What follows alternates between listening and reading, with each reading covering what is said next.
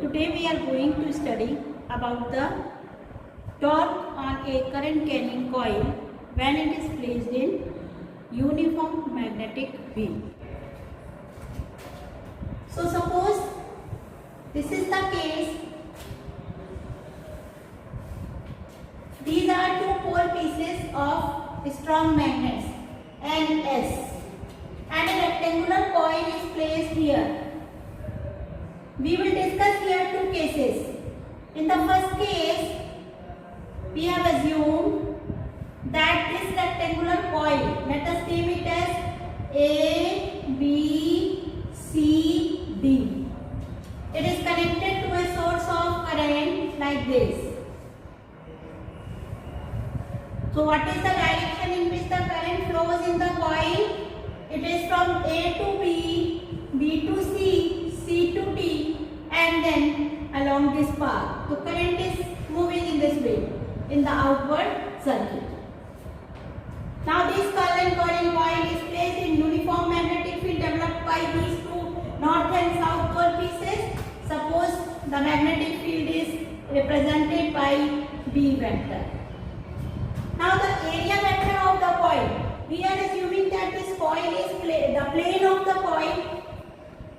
We are assuming that the plane of the coil is held in this way. Coil का plane code के plane के parallel है. तो उस case में जो इस कॉइल का एरिया वेक्टर है वो एन कैप से होता दिखाते हैं. तो एन कैप का डायरेक्शन इस तरफ होगा. मींस दोनों के बीच कितना एंगल है? It is 90 degree. जो एरिया वेक्टर है वो यूनिफॉर्म मैग्नेटिक फील्ड के साथ परपेंडिकुलर आ रहा है.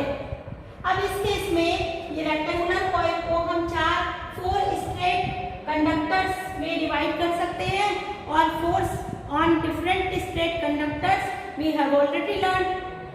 फॉर्मूला क्या है फोर्स का? Force is given by ILB sin theta. sin theta इसमें परमानेंटली कैसा है? यहाँ पर AB कंडक्टर को अगर हम चूज करें तो AB कंडक्टर के लिए ये जो एंगल है मैग्नेटिक फील्ड के साथ बनता हुआ लेंथ का वो कितना है? वो 90 डिग्री का है. मान लेते हैं, let us suppose this width of the coil is equal to A and the length of the coil is equal to B. यहाँ से यहाँ तक की ये लेंथ कितनी है? ये B है और ये इसकी जो विड्थ है वो A है. तो BC साइड और AD की वैल्यू A हो गई और AB साइड और CD साइड की वैल्यू B हो गई. B लेंथ हो गया और A उसका विड्थ हो गया. तो let us calculate the force. Now let F1 is the force on AB.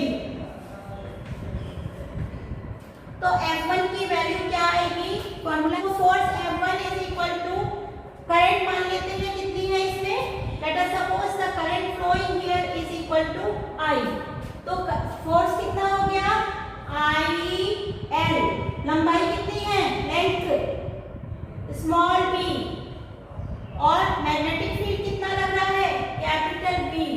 So IBB sign of angle between current and B. तो कितना आ रहा है? Sine 90 degree. ठीक है. ये F1 की वैल्यू है जिसको हम रिफॉर्म करके लिख सकते हैं. साइन 90 ये इसकी वैल्यू 1 हो गई. तो यहाँ क्या आ गया? IBB. This is our equation number 1. हमें उसका मैग्नीट्यूड मिल गया. अब डायरेक्शन निकालना है. डायरेक्शन निकालने के लिए कैसे कौन सा रूल लगाएंगे? Fleming's left hand rule. ठीक है. फ्लेमिंग्स लेफ्ट हैंड रूल इस्तेमाल करते हैं. यहाँ देखिए AB डायरेक्शन में करंट इन अपवर्ड डायरेक्शन. ये मिडिल फिंगर दिखाएगी करंट. तो इसको हम अपवर्ड कर लेते हैं और ये जो फिंगर है 4 फिंगर ये मैग्नेटिक फील्ड दिखा रही है. तो magnetic field is lying in this way and current is in upward direction. What is the direction of the thumb? Thumb किधर आ रहा है? It is perpendicular to the plane of the board inward. तो force इस पर ऐसे develop हो रहा है. This F1 is the direction. हम कह सकते हैं दिस इज परपेंडिकुलर इनवर्ड. ठीक है। इसी तरीके से जब हम ये वाला कंडक्टर ले BC, तो फोर्स इसको मान लेते हैं हम, ये F2 है, this is equal to the force on BC। Now look at this condition, BC में करंट इस तरफ है जिधर मैग्नेटिक फील्ड का डायरेक्शन है, तो ये कैसा रखा है, it is held parallel. What is the value of theta, theta कितना है इस केस में 0 डिग्री, ठीक है। तो F2 की वैल्यू क्या आ जाएगी, I current multiplied by length कितना हो गया A multiplied by magnetic field B and the sine of angle between the current and magnetic field. तो ये वैल्यू कितनी आ गई F2 की, therefore this force is equal to 0, ठीक है। तो फर्स्ट फोर्स आ गया, सेकंड फोर्स 0 आ गया। अब इसी तरीके से हम बाकी की सारी जो एलिमेंट्स हैं लेंथ के, उन सब का फोर्स निकालेंगे। F3 is the force on CD, F3 is the force on CD। So what is the value of F3, अब देखो करंट I हो गया, लेंथ इसकी भी B है तो B हो गया, magnetic field capital B and the angle is again equal to 90 degree. So the value is same, that is equal to IBB and sin 90 is 1।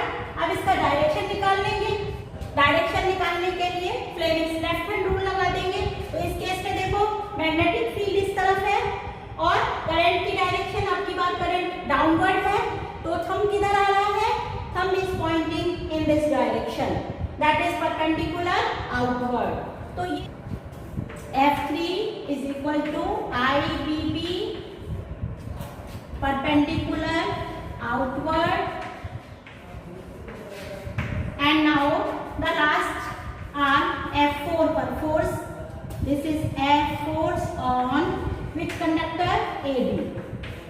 AD ये last वाला कंडक्टर है जिसमें करंट कैसे आ रही है, फ्रॉम D to A। तो हम AD की जगह इसको, इट इज प्रेफरेबल हम इसको DA लिख लेते हैं।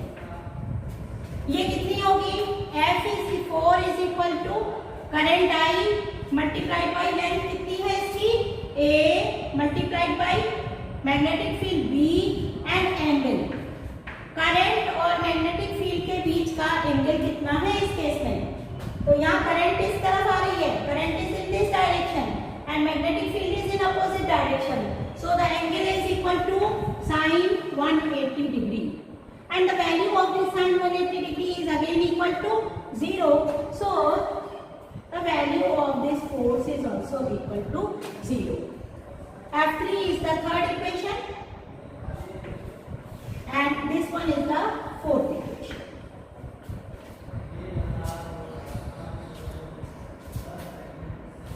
Now look at these situations.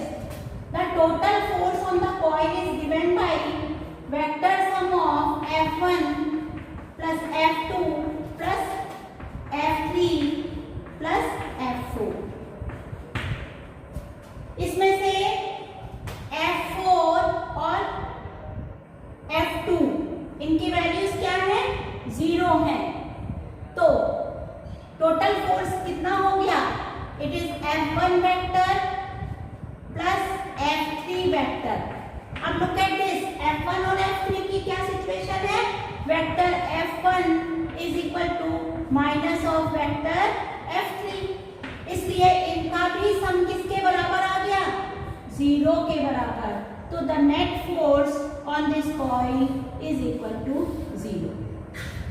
Question हमें ये प्रूव करने को आता है that if a current carrying conductor if a current carrying coil is placed in uniform magnetic field, it does not experience any translational force।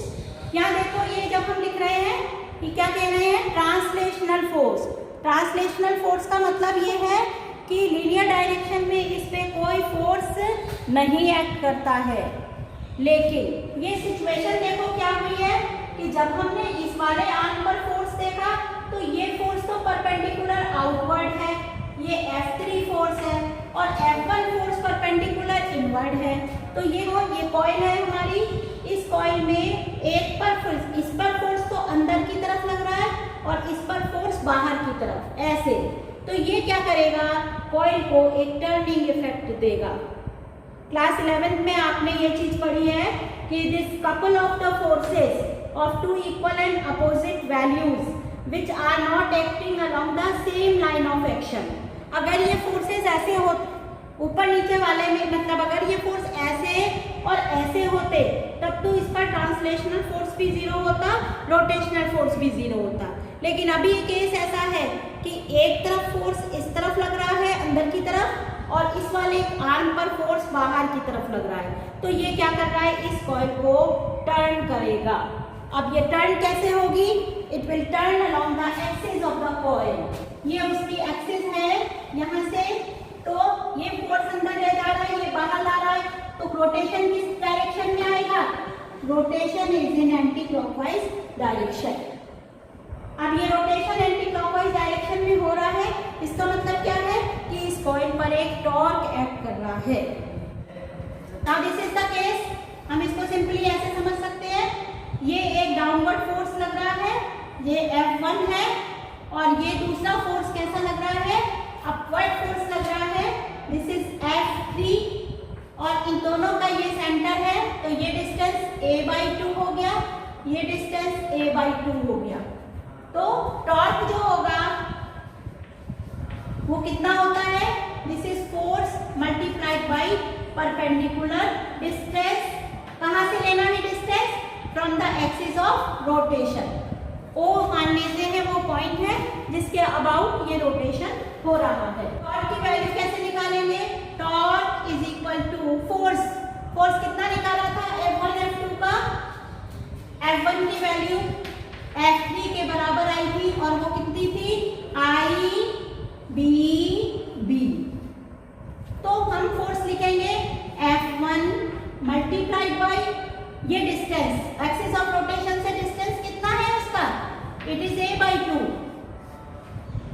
Plus ये वाले force का distance कितना है, it is F3 multiplied by a/2। तो total value of the torque क्या होगा, torque is given bye IBB, ये common हो जाएगा दोनों में से, अंदर क्या आएगा, a/2 प्लस a/2। वैल्यू क्या होगी, torque is given bye, now इस टॉर्क की वैल्यू क्या हो जाएगी, IBB, a/2 plus a/2 is a, so torque is given bye IBA into capital B। अब ये BA क्या है, B is this length and A is this length. We can write this torque as equal to IAB. A constant torque acts on this coil given by IAB. तीनों चीजें इसमें से constant हैं, and I तभी change होगी जब हम इसे करंट को चेंज करेंगे। और B क्या है, A area of the coil है, B मैग्नेटिक फील्ड है, सभी चीजें कांस्टेंट है। तो इस सिचुएशन में कॉइल पर एक कांस्टेंट टॉर्क एक्ट करता है। हमें निकालना है ये टॉर्क का डायरेक्शन क्या है।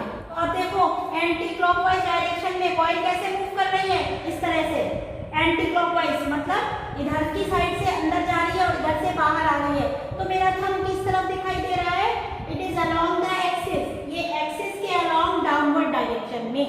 तो इस कॉइल पर जो टॉर्क की डायरेक्शन आ रही है वो किधर आ रही है, it is directed in this way, direction of the cross product of F and length. This will give us the direction of the torque. तो टॉर्क किस तरफ डायरेक्टेड है, एक्सिस के अलोंग डाउनवर्ड डायरेक्शन में टॉर्क इस पर act करेगा। ये मैग्नेटिक फील्ड को शो कर रहा है। तो हमारी कॉइल कैसे रखी हुई है, इस तरह से रखी हुई है। ये कॉइल ऐसे भी रखी हो सकती है और ऐसे भी रखी हो सकती है। दोनों केस में आपने क्या देखा कि इस पर कितना टॉर्क एक्ट कर रहा है, IAB, ठीक है। लेकिन कॉइल हमेशा ऐसे ही रखी जाएगी ये जरूरी तो नहीं है। कॉइल इंक्लाइन भी ऐसे भी हो सकती है, परपेंडिकुलर रखी हो इस तरह से मैग्नेटिक फील्ड के, ऐसा भी हो सकता है कि वो किसी पर्टिकुलर एंगल पर इंक्लाइंड हो। यहाँ देखो एंगल ऑफ इंक्लिनेशन, अब कॉइल का जो परपेंडिकुलर एकदम ऐसे हो गई और इस एंगल पर ये इंक्लाइन हो गई। तो अगर कॉइल एंगल पर इंक्लाइंड है तो फिर हम टॉर्क को मॉडिफाई करेंगे और टॉर्क को हम थोड़ा सा डिफरेंट वे में कैलकुलेट कर सकते हैं। इस मैग्नेटिक फील्ड हमने वही रखा है अभी भी, गिवन बाय बी। कॉइल को अब हमने क्या किया, थोड़ा सा तिरछा कर दिया। वही पोल्स है A B C D, current उसी डायरेक्शन में कंडक्ट हो रही है, करंट की वैल्यू आई रखी है। अब ये माना है कि यहाँ ये डायरेक्शन मैग्नेटिक फील्ड की बी है और इस मैग्नेटिक फील्ड की डायरेक्शन से जो इसका नॉर्मल कंपोनेंट है वो एक एंगल थीटा बना रहा है। ठीक है, तो जिस तरफ नॉर्मल कंपोनेंट होता है उसी तरफ क्या होता है, एरिया वेक्टर भी होता है कॉइल का। ये हम पढ़ चुके हैं, कॉइल इलेक्ट्रिक फील्ड जब पढ़ रहे थे तब हमने एरिया वेक्टर को डिस्कस किया था। तो एरिया वेक्टर किस तरफ है, along normal to the coil and this normal is making an angle theta with direction of magnetic field. ठीक है, अब इस केस में हमें वही फोर्सेस निकालने हैं। तो आप देखेंगे कि जो AB पर फोर्स F1 था उसकी वैल्यू में कोई चेंज नहीं आएगा। F1 is given by simply, क्योंकि ये परपेंडिकुलर रखा है अभी भी, तो इसकी वैल्यू ये हमने कितनी मानी थी, यहाँ पर ये लेंथ हमने मानी थी A और ये वाली इसकी जो लेंथ AB है इसको माना था स्मॉल b। ठीक है, तो ये कितना आ जाएगा फिर से IBB और sin 90 डिग्री वो 1 हो गया और इसका डायरेक्शन वही होगा परपेंडिकुलर इनवर्ट अंदर की तरफ, इस तरफ। ये F1 वेक्टर है। इसी तरीके से जब हम CD पर निकालेंगे तो CD पर F3 फोर्स निकाला था, ये भी कितना आएगा IBB और ये होगा परपेंडिकुलर आउटवर्ड। अब मैं आपको वापस एक्सप्लेन नहीं कर रही क्योंकि अभी अभी हम निकाल के चुके हैं। अब रह गए ये दोनों केसेस, जिन पर जो फोर्स होगा, ये इसकी एक्सिस है, इस केस में जो फोर्स आएगा वो इसके एक्सिस के अलोंग वर्टिकली अपवर्ड डायरेक्शन में F2 आएगा, क्योंकि यहाँ पर करंट जो है कैसे आ रही है, क्लॉकवाइज डायरेक्शन में ऐसे करंट आ रही है। तो करंट के कंपोनेंट्स दो टूटेंगे। अब ये एक्सिस थी कॉइल की, अब कॉइल हमारा प्लेन ऐसा रखा है तो एक कॉइल का कंपोनेंट इस पेन की डायरेक्शन में आ जाएगा और एक कंपोनेंट पेन से परपेंडिकुलर डायरेक्शन में। तो करंट का कंपोनेंट अब इधर आएगा।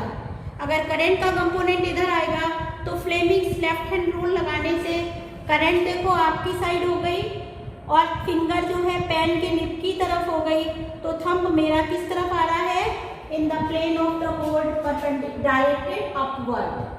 तो इस तरह से ये F2 का डायरेक्शन हो गया और ये क्योंकि यहाँ करंट अपोजिट आ रही है तो F3 जो है सॉरी F4 वेक्टर जो है वो इससे जस्ट अपोजिट यहाँ से एक्ट करेगा। ठीक है,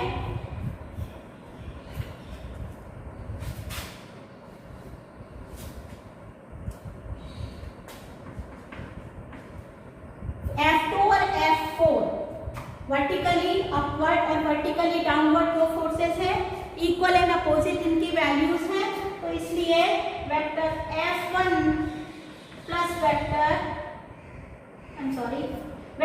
F2 plus vector F4 this is in pair equal to 0 and similarly vector F1 plus vector F3 they together is equal to 0. So what is the net force? Again this net force is the sum of all forces F1 plus F2 plus F3 plus F4. Result comes out to be as 0. तो no translational force. हम क्या लिख सकते हैं इस situation को? No translational force. पहले जैसी ही सिचुएशन आ गई कि इसमें ट्रांसलेशनल फोर्स कितना हो गया, 0 हो गया। लेकिन ये जो दोनों फोर्सेस हैं F1 और F3 ये फिर से क्या बना रहे हैं, कपल ऑफ फोर्सेस बना रहे हैं, equal and opposite vectors which are equal and opposite vectors which are directed along different lines of action.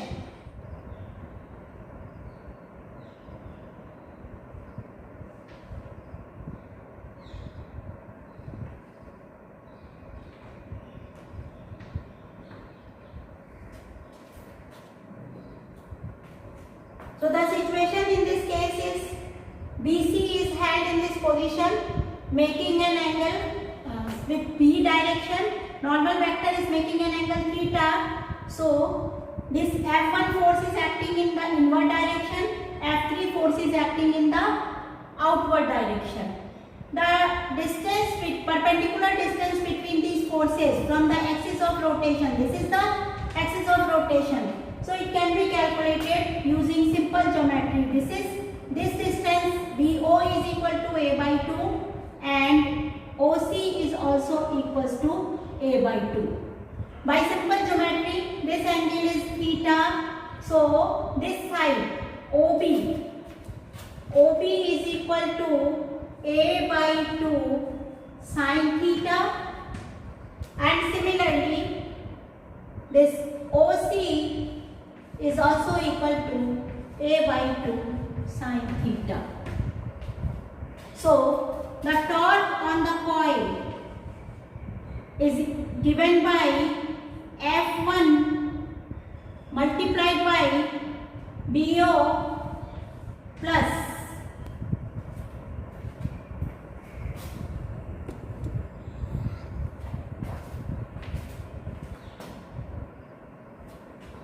torque is equal to F1 into BO plus the second force is F3 into OC, or this torque is equal to F1 is IBB into A by 2 sin theta plus F3 is IBB into OC is A by 2 into sin theta. So the formula for the torque is equal to IBB into A by 2 sin theta plus A by 2 sin theta. This becomes A sin theta, or torque is equal to IB AB sin theta, which is equal to I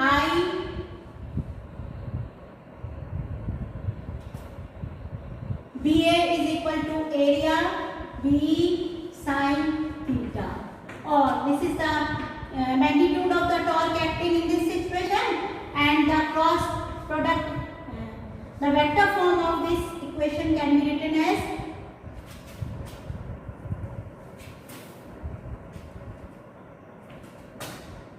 this IA term is called as the magnetic dipole moment.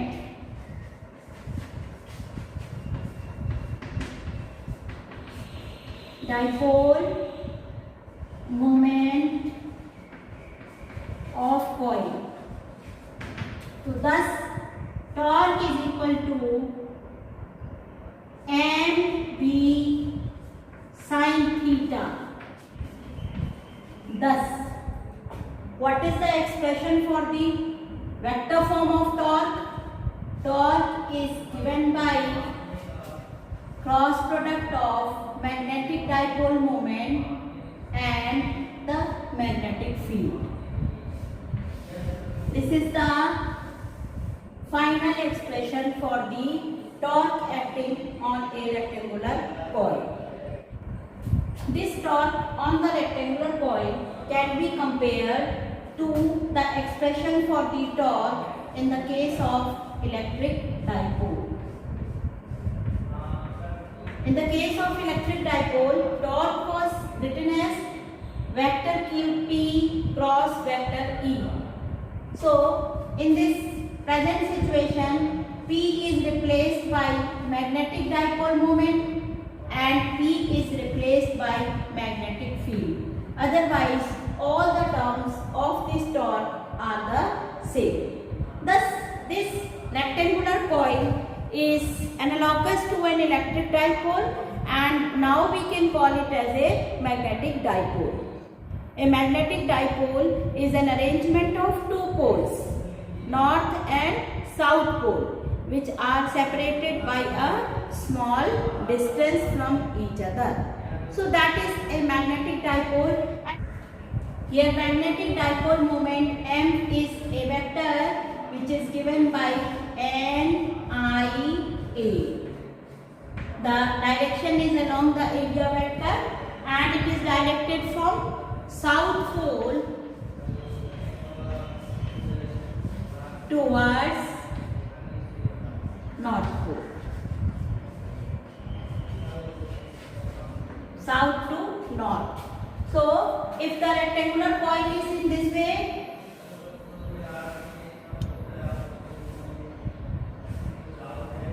the current is conducted in this direction. तो यहाँ से देखने पर clockwise direction आ रहा है, तो ये first front portion क्या बन गया, ये साउथ पोल हो गया और इसके पीछे वाला हिस्सा क्या रहेगा, नॉर्थ पोल रहेगा. तो जो मैग्नेटिक डाइपोल मोमेंट वेक्टर है, it is pointing in the perpendicular plane of the board, that is inward. तो जो मैग्नेटिक डाइपोल मोमेंट है वो साउथ से नॉर्थ की तरफ डायरेक्टेड रहेगा. आगे से देखने पर ये साउथ पोल है, पीछे वाली साइड पर क्या आएगा, नॉर्थ पोल आएगा. तो जो मैग्नेटिक डाइपोल मोमेंट वेक्टर है वो साउथ से नॉर्थ परपेंडिकुलर इनवर्ड डायरेक्टेड रहेगा.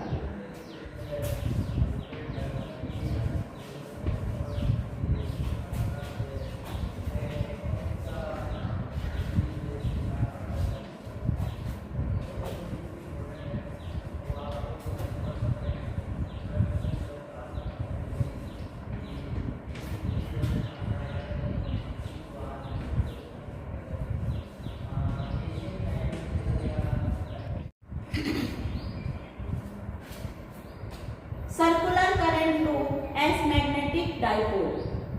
इससे पहले वाले जो टॉपिक था उसमें रेक्टेंगुलर कॉइल ली थी. कॉइल की जो शेप हमने बनाई थी इस तरीके की कॉइल मानी थी, ठीक है. ये कर A B C D ऐसी कॉइल ली थी और इसमें करंट जो है वो इस डायरेक्शन में फ्लो कर रही थी. अगर हम इसी रेक्टेंगुलर कॉइल को कंसीडर करें तो जो टॉर्क का एक्सप्रेशन आ गया वो क्या आ गया, mb sin थीटा.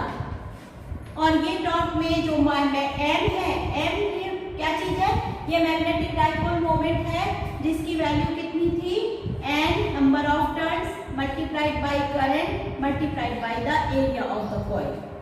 यहाँ पर जो एरिया की वैल्यू ली थी ये क्या था, bc की वैल्यू हमने a कंसीडर कर ली और BA की वैल्यू B कंसीडर कर ली, तो एरिया की वैल्यू A इंटू B आ गया.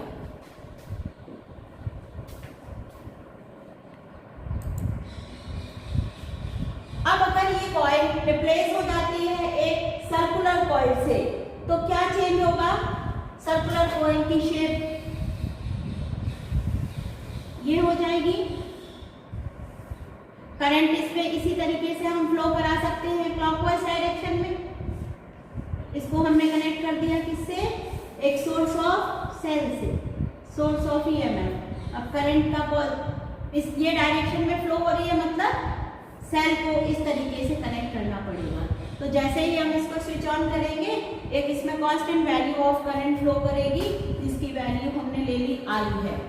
अगर हम मानते हैं कि इसमें 1 टर्न है और इस कॉइल का जो रेडियस है वो r है, तो यहाँ पर इस कॉइल का एरिया क्या बनेगा, area is equal to pi r square. Rectangular coil में ये एरिया AB है, सर्कुलर कॉइल में ये एरिया क्या बन गया, पाई r स्क्वायर. और इस तरीके से जो ऊपर वाली साइड आप देख रहे हैं यहाँ करंट का डायरेक्शन कैसा आ रहा है, ये क्लॉकवाइज डायरेक्शन में फ्लो हो रही है. तो इसका जो ये वाला पोर्शन है कॉइल का जो ऊपर हमें दिखाई दे रहा है फ्रंट पोर्शन, इसमें करंट कैसे आ रही है, क्लॉकवाइज. तो ये एक साउथ पोल की तरीके से बिहेव करने लगता है. और इसके पीछे वाला जो पोर्शन है उसमें करंट एंटी क्लॉकवाइज दिखेगी, तो वो कैसा बिहेव करेगा, वो एक नॉर्थ पोल की तरीके से बिहेव करता है। जो मैग्नेटिक डाइपोल मोमेंट है इस कॉइल का, वो किसके, उसका फॉर्मूला क्या होगा, magnetic dipole moment is equal to I multiplied by A, that is equal to I multiplied by pi r square. अब नया एरिया हो गया पाई आर स्क्वायर। ये मैग्नेटिक डाइपोल मोमेंट का डायरेक्शन किधर होगा, डायरेक्शन इसका हम इस रूल से निकाल लेते हैं, राइट हैंड रूल से।